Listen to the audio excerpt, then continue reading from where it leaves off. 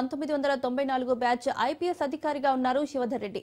హైదరాబాద్ లో జన్మించిన శివధర్ రెడ్డిది రంగారెడ్డి జిల్లా ఇబ్రహీంపట్నం మండలం తూలేకాలాన్ గ్రామం.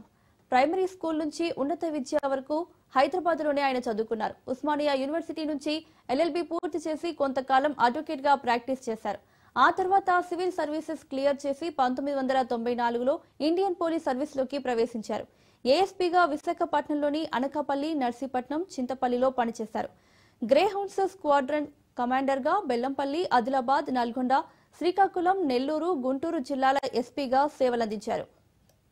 రక్త పిశాచి అన్నారు మావోయిస్టులు గతంలో.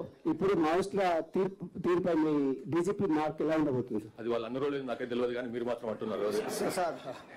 సార్ ఒకటి సార్ దేని గురించి అంటారు? డీజీ మన మావోయిస్ట్ మొత్తం అంతమైనట్టే అట్లా. ఇప్పుడు ఆల్రెడీ మొన్న కూడా నేను మేబీ ఎవరు టీవీలో మాట్లాడినప్పుడు చెప్పినాను. నేను వాళ్ళ యొక్క పాలిట్ బ్యూరో మెంబర్గా పనిచేసినటువంటి మల్లోజులు వేణుగోపాల్ ఎలియాస్ సోను ఆ మధ్యకాలం లాస్ట్ మంత్ అంటే ఆగస్ట్ 15th నాడు ఆయన ఒక స్టేట్మెంట్ విడుదల చేసిండు, oral statement as well has written statement. ఏమనంటే, మేము సిద్ధంగా ఉన్నాము బయటికి రావడానికి. కొన్నాళ్ళ పాటు మేము పూర్తిగా యుద్ధాన్ని ఆపదలుచుకున్నాము.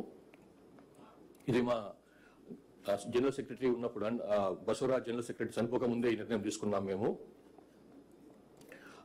చైనా అండ్ రష్యాలో ఏదైతే ప్రజా పోరాట పంథాను వాళ్ళు అవలంబించినారో అది ఇక్కడ సక్సెస్ కాలేదు. ఇక్కడ ఉన్నటువంటి గ్రౌండ్ రియాలిటీ వేరు, అక్కడ ఉన్నటువంటి గ్రౌండ్ సిచ్యువేషన్ వేరు. గుడ్డిగా మనం వాళ్ళని అవలంబించినాము, అన్వయించుకునే ప్రయత్నం చేసినాము తెలంగాణ భారతదేశపు పరిస్థితులకు.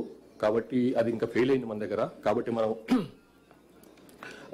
మనం ఫీల్డ్ని మర్చిపోయి, ఫీల్డ్ సిచ్యువేషన్ మర్చిపోయి ఏదో గుడ్డిగా ముందుకెళ్ళిపోయినాము, తప్పు. కాబట్టి అని ఆయన్నే పోలిట్ బ్యూరో మెంబర్గా ఉన్నటువంటి ఆయన్నే ఇటువంటి మాట అన్నప్పుడు ఇక ఐడియాలజీ, ఆ సిద్ధాంతం ఏదైతే ఉందో అది ఫెయిల్ అయినట్టే అని అనుకుంటున్నాం మేము. కాబట్టి మేము మళ్ళొకసారి ఓపెన్గా పోలీస్ డిపార్ట్మెంట్ తరఫు నుంచి వాళ్ళకు ఒక విన్నపం చేస్తున్నాము, బయటికి రాండి, జనజీవన స్రవంతులను కలిసిపోండి.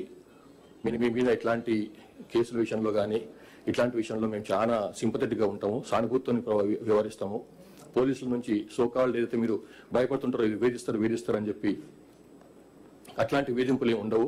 మీరు ఏమాత్రం సంశయం లేకుండా నిర్భయంగా వచ్చి బయటకు వచ్చి లొంగిపోండి. బయటకు వచ్చి ప్రభుత్వం ముందర మీ ఆత్మసమర్పణ చేయండి.